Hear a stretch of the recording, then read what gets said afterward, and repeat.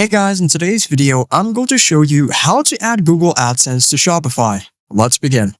So once you've logged into your Google AdSense account, you'll go to the left side here and make sure that you select ads. On default, you're going to be on home. You're simply going to go to the bottom of home and select ads.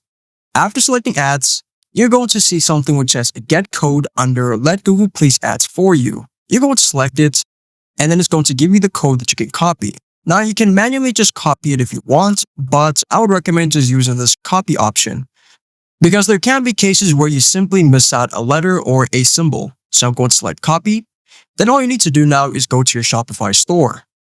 Once you get to your Shopify store, you'll go to the left side here and under sales channels, you're going to look for something which says online store. You simply go to click it and then go to themes. Once themes is selected, go to the right side here and select customize. Then head over to the footer heading, then click on this part where it says add section. Then look for something which says custom liquid. Now under liquid code, you're simply going to paste the link that we copied earlier. Then once you're done, you're simply going to save. And that's it. That's how you add your Google AdSense to your Shopify store. I hope this video was helpful for you and I'll see you in the next one.